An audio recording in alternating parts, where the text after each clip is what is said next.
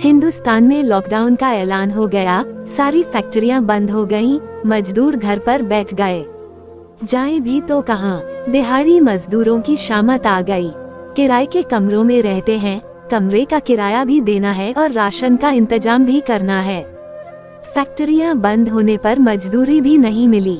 मनोज बड़ई था, उसे एक कोठी में लकड़ी का काम मिला था।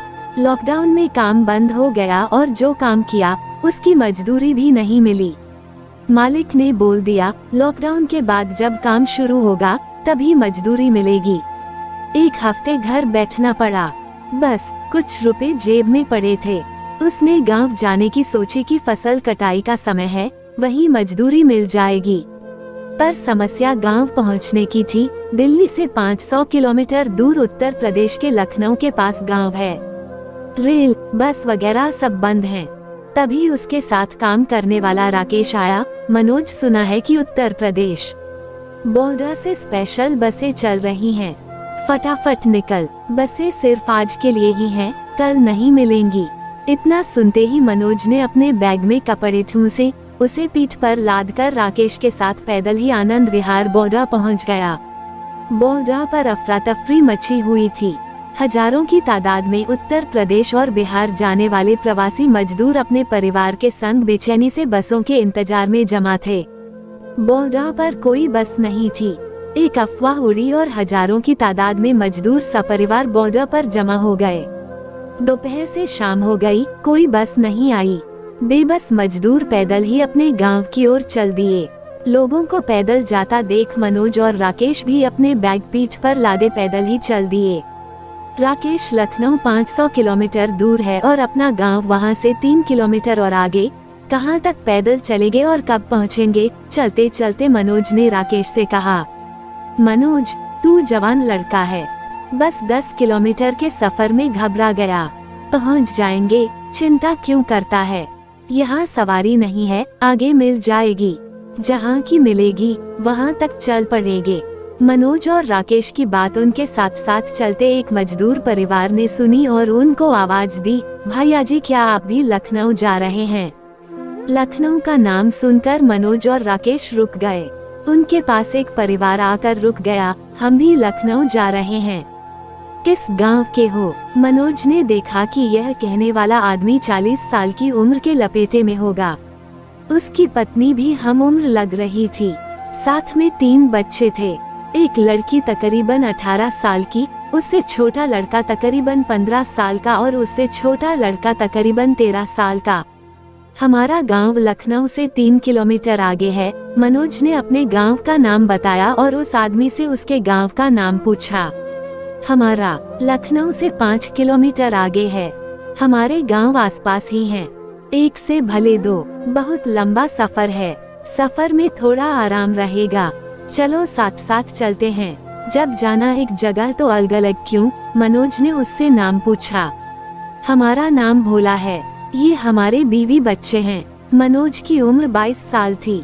उसकी नजर भोला की बेटी पर पड़ी और पहली ही नजर में वो लड़की मनोज का कलेजा चीर गई। मनोज की नजर उस पर से हट ही नहीं रही थी। भोला अंकल, आपने बच्चों के नाम तो बताए ही नहीं। मनोज ने अपना और राकेश का नाम बताते हुए पूछा। अरे मनोज, नाम तो बहुत अच्छा है।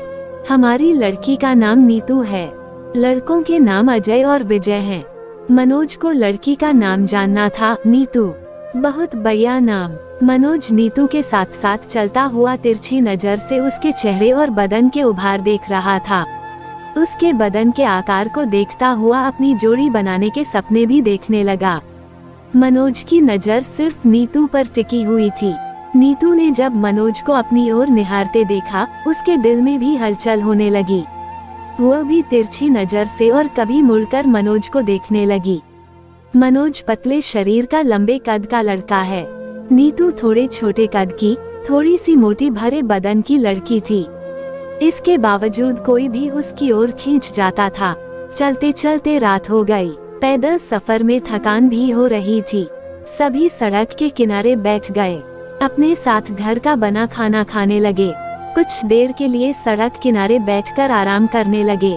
जब दिल्ली से चले थे तब सैकड़ों की तादाद में लोग बड़े जोश से निकले थे।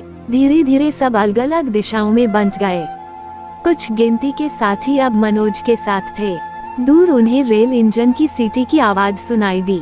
मनोज और राकेश सावधान होकर सीटी की दिशा में कान लगाकर सुनने लगे।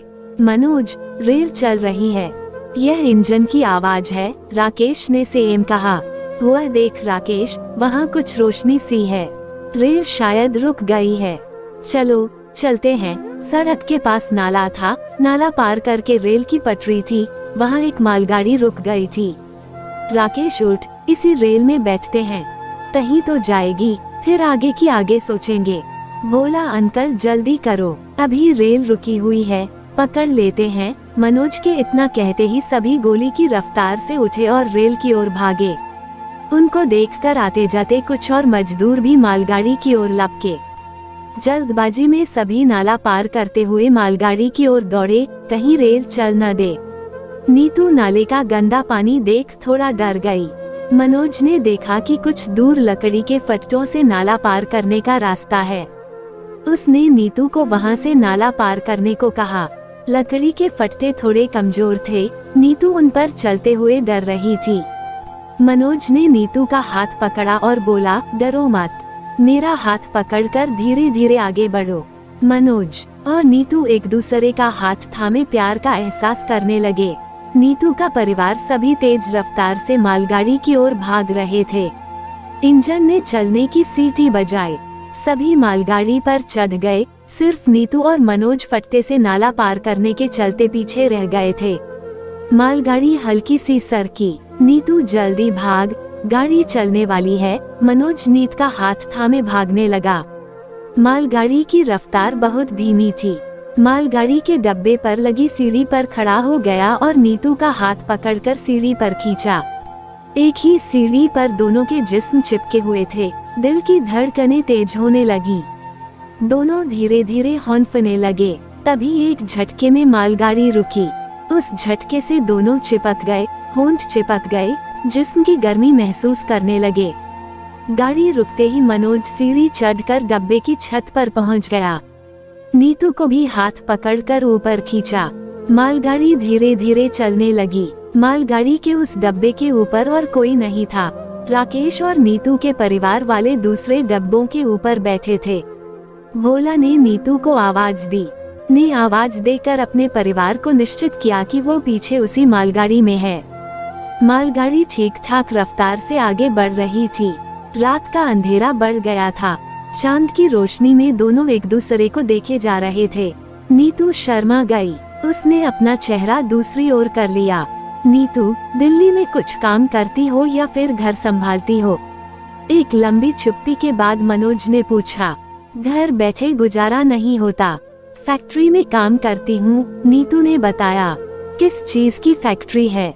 लेडीज अंडरगारमेंट्स बनाने की। वहाँ ब्रा पैंटी बनती हैं। बाकी क्या काम करते हैं? पापा और भाई जुराब बनाने की फैक्ट्री में काम करते हैं। मम्मी और मैं एक ही फैक्ट्री में काम करते हैं। सबसे छोटा भाई अभी कुछ नहीं करता है, पढ़ रहा है, लेकिन पढ़ाई में दिल नहीं लगता है। उसको भी जुराब वाली फैक्ट्री में काम दिलवा देंगे। तुम क्या काम करते हो? मेरे से तो सब कुछ पूछ लिया, नीतू मनोज ने से पूछा। मैं कारपेंटर हूँ, लकड़ी का काम जो भी हो सब करता हूँ। अलमारी, ड्रेसिंग, बेड, सोफा, दरवाजे, खिड़की सब बनाता हूँ। अभी एक कोठी का टोटल वुडवर्क का ठेका लिया है। आधा काम किया है, आधा पेंडिंग पड़ा है। तुम्हारे हाथों में तो बहुत हुनर है। नीतू के मुंह से तारीफ सुनकर मनोज खुश हो गया। चलती मालगाड़ी के डब्बे के ऊपर बैठे बैठे नीतू को झपकी सी आ गई और उसका बदन थोड़ा सा लुढ़का। मनोज ने उसको थाम लिया। संभल कर नीतू, नीचे गिर सकती हो। नीतू मनोज की बाहों में अपने को पाकर कुछ पल के लिए सहम गई। फिर अपने को संभालती हुई उसने नीचे झांक कर देखा। थैंक यू मनोज, तुमने बाहों का सहारा देकर बचा लिया, वरना मेरा तो चूरमा बन जाता। नीतू, एक बात कहूँ? कहो। तुम मुझे अच्छी लग रही हो। मनोज की बात सुनकर नीतू चुप रही।